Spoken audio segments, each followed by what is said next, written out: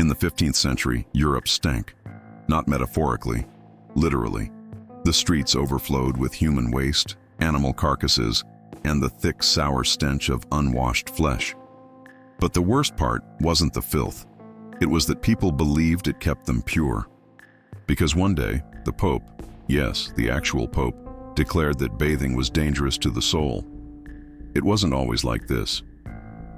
In early medieval times, public bathhouses were common, even celebrated.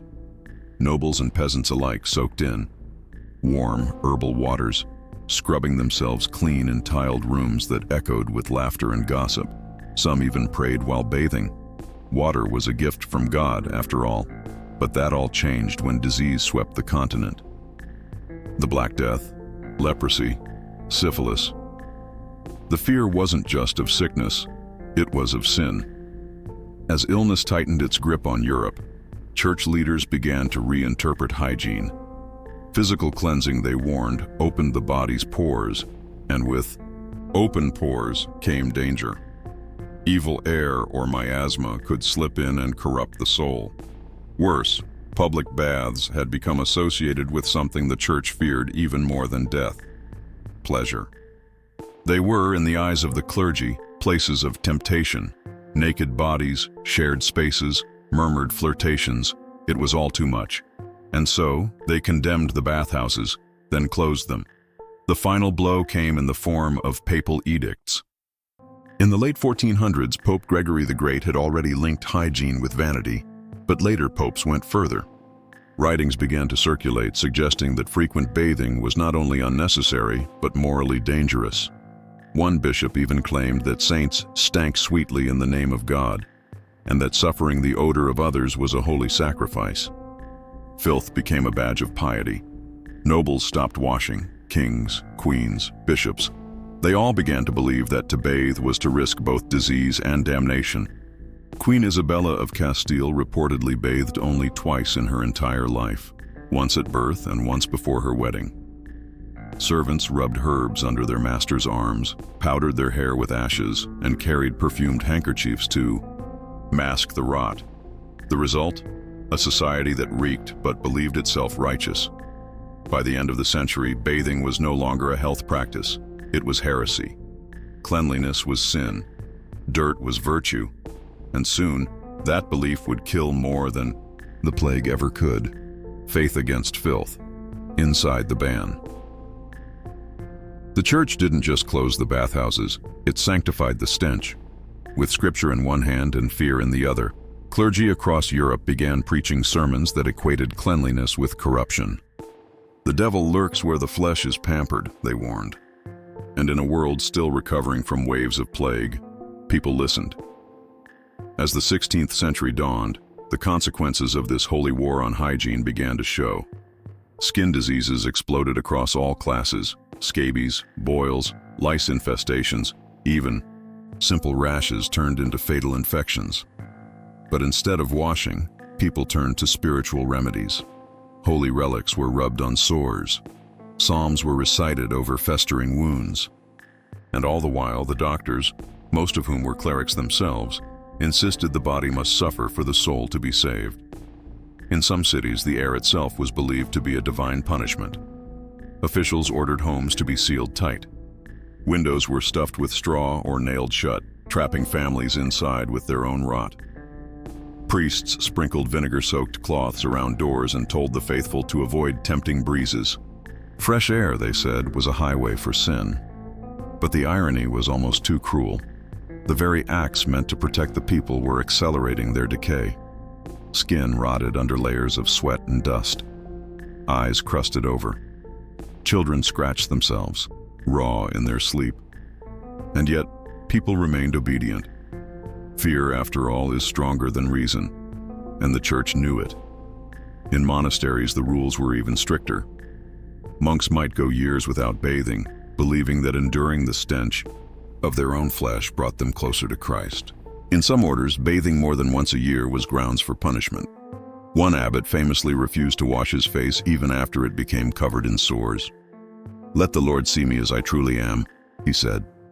Among the peasants, rumors spread like wildfire. Some claimed that a woman who bathed during menstruation would give birth to monsters.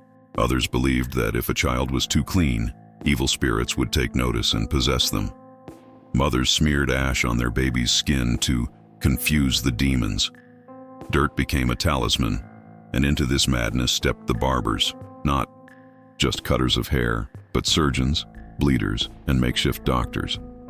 Since water was condemned, they turned to steel. Bloodletting replaced bathing. They believed that purging the blood would cleanse the soul. One traveler in 1532 wrote of a boy who had been bled 3 times in 1 week to cure his arrogance. He died the next morning. But even as bodies piled up, the church doubled down. To question the filth was to question faith, and no one dared be the first to speak against it. Not when every cough, every sore, every fever could be God's wrath, or worse, the devil's reward for vanity. The invisible plague, when stench became doctrine. As the smell of unwashed flesh became a familiar presence in every market, monastery, and manor, the danger lurking beneath it was no longer invisible, it was unavoidable. By the mid-1500s, cities like Paris, Naples, and Vienna were no longer battling plague, but something stranger, an epidemic of slow, rotting deaths with no clear origin. Skin diseases, lung infections, even eye rot became rampant. But since the church had framed cleanliness as a moral failure, no one dared question the link. The medical establishment, still dominated by clergy and scholars clinging to ancient humoral theory, doubled down. If someone began to rot alive, it wasn't the lack of hygiene. It was excess bile, or melancholy of the spirit. They applied more ointments, more burning oils, more prayers. Meanwhile, actual physicians who tried to argue for bathing, or worse, suggested that sanitation might prevent illness, were silenced. One such doctor in Florence was excommunicated after publishing a pamphlet titled "Against the Filth: The Case for Water."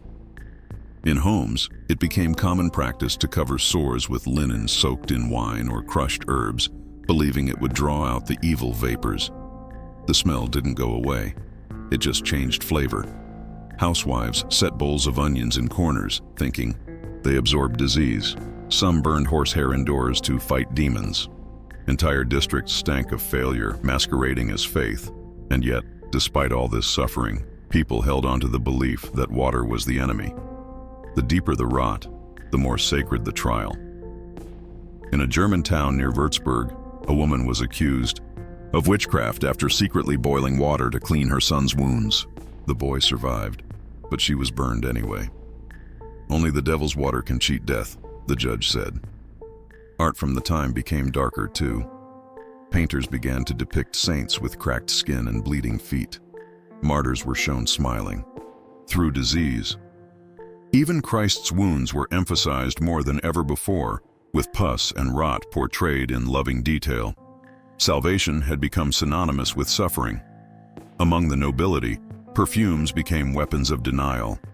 Nobles drenched themselves in musk, ambergris, and civet, the latter extracted from the anal glands of wildcats to overpower their own decay. Some wore aromatic gloves and kept oranges stuffed with cloves at their noses.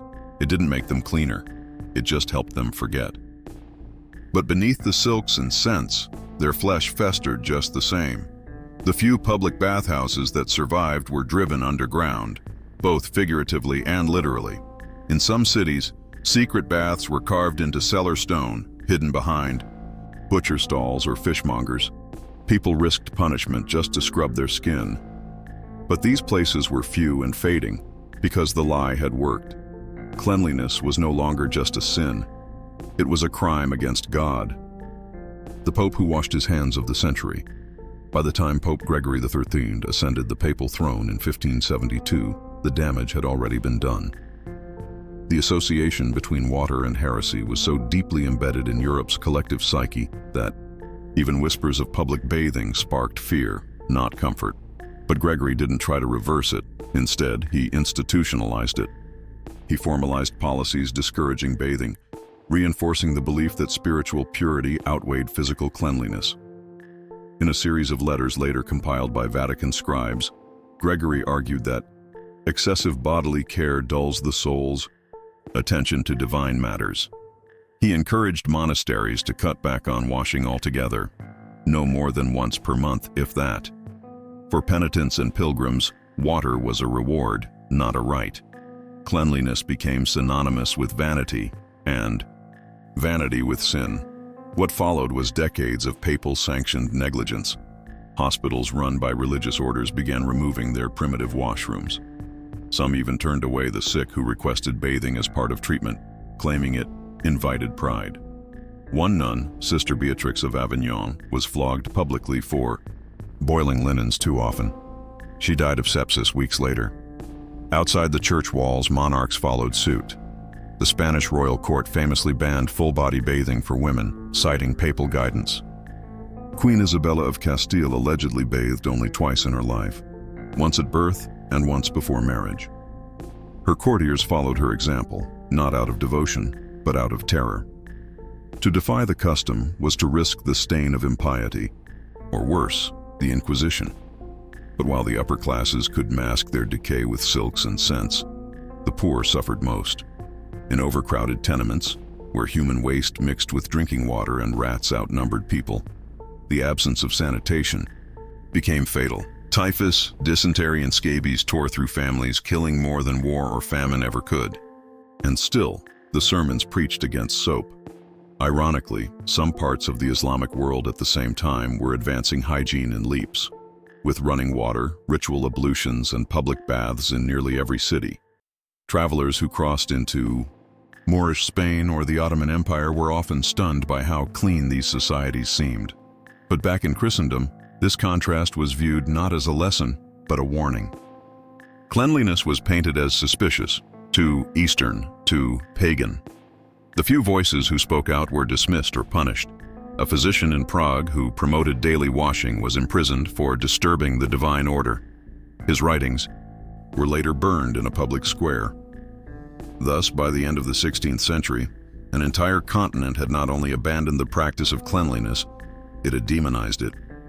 And all of it traced back, not to ignorance or poverty, but to deliberate choices made by men who wielded both robes and power. Because in medieval Europe, to bathe was no longer a private act of comfort, it was a public act of defiance. The sacred impurity and the end of reason. By the early 1600s, filth had become a virtue. In the writings of church authorities, suffering was framed as a ladder to heaven, and physical squalor, proof of humility. Parish pamphlets warned peasants that clean skin tempts the devil, and clerics urged their flocks to embrace dirt as a sacred burden. Even the act of scratching lice was spiritualized, a sign that one's body had not grown vain in comfort. The result? Europe became a continent where putrefaction reigned under a halo. In France, some priests began preaching that those who died with clean hands might face longer purgatory, as they had not properly borne the earthly trial. Corpses in noble crypts were often discovered still clothed in richly soiled garments, not from neglect, but as a badge of piety.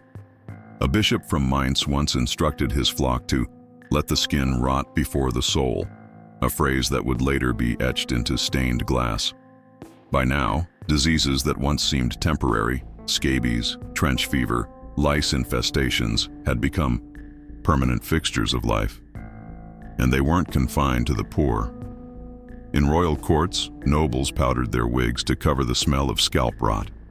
In one documented case, an Austrian duke's valet wrote of his master's hair crawling with worms, so numerous I could not brush them all without a knife. Public sentiment had shifted so far that when traveling merchants from the East arrived, wearing clean linen, oiled beards, and perfumed skin, they were seen not as enviable, but as heretical. Town criers warned citizens to avoid the devilish sheen of outsiders. And still, papal silence reigned. Not once did the Holy See issue a decree urging return to hygiene. Instead, it reinforced its stance in more subtle ways, blessing relics made from the unwashed tunics of saints and promoting fasting over cleansing. The few physicians who dared to speak up were ridiculed. German Dr. Johann Kreutz wrote a tract in 1611 proposing that cleanliness might prevent invisible illness. The church labeled it dangerous vanity. Kreutz disappeared soon after, believed to have been arrested by local inquisitors. His manuscript survived, barely. Passed in secret between students for generations. Even children were taught that filth was faith. In convent schools, girls were instructed to let their nails grow long and black as a symbol of obedience. Boys were told that scrubbing their feet would erase the memory of Christ's own suffering walk. And in all of this, one fact remained, unspoken yet undeniable. The church's fear wasn't just of water, it was of change. Because in a world where truth was dictated by Scripture and power preserved by tradition, to wash the body could lead to washing the mind. And that, more than plague or heresy, was the real danger, so they clung to the dirt, not out of ignorance, but because somewhere, deep down, they knew. If people ever cleaned themselves, they might start thinking for themselves too. When purity killed the spirit, in the end, it wasn't plague or famine or war that left the deepest scars. It was belief. Belief that dirt brought divinity, that suffering was sacred, that to wash was to sin. And though the edicts would fade, and the plague eventually die out, the damage left behind was not just in the body, it was in the soul of a continent that had learned to glorify pain. By the mid-17th century, the tide began to shift. A handful of secular physicians, emboldened by new discoveries, started speaking publicly about sanitation, not as vanity, but as necessity. They were mocked at first. One Parisian doctor was pelted with dung outside his clinic for daring to suggest people boil their linens. Another in Florence was excommunicated for claiming that plague spread not by demons, but by particles of rot in the air. But slowly, a different truth began to spread, not through pulpits, but through results. In towns that embraced cleanliness, survival rates rose, mortality dropped, even skeptics noticed. In Venice, a merchant port long plagued by outbreaks, local leaders began funding public baths, quietly, discreetly, without religious approval. By 1670, they had the lowest plague death rate in Europe. Word traveled. Letters, trade routes, and whispered testimonies carried this new gospel, that maybe purity wasn't found in dirt, but in dignity. That maybe the body mattered too. But the church's silence lingered. To acknowledge error was to risk unraveling centuries of doctrine. So instead it rebranded. Holy orders began to issue new interpretations of old teachings. Saints once praised for rotting in their robes were now symbols of humility in contrast to modern knowledge. It was a soft retreat, quiet, no apologies, just omission. And so, Europe crawled, slowly, painfully, towards something like healing. Public baths reopened. Clean water systems were debated, funded, constructed. Education began to include anatomy, illness, and hygiene. But for millions, it came too late. Not just those who died, but those who survived under the crushing weight of sacred filth, who grew up believing their bodies were shameful, their pain a virtue, and their suffering a requirement for heaven. Because that's the legacy no textbook can measure: how an idea, once whispered from a pulpit, then written into law, can infest the soul of a people. The myth of purity became a prison, a doctrine that promised heaven but delivered rot, and even now, centuries later, echoes remain, in places where pain is still preached over compassion, where shame is disguised as piety, where silence still reigns in the face of suffering. So, the next time you wonder how people could ever believe that bathing was a sin, remember, they didn't fall for superstition. They obeyed authority. And sometimes the most dangerous plague isn't a disease at all. It's the fear of questioning those who claim to cure it. If this story unsettled you, good. History should. Because when we forget the madness we once called salvation, we risk repeating it.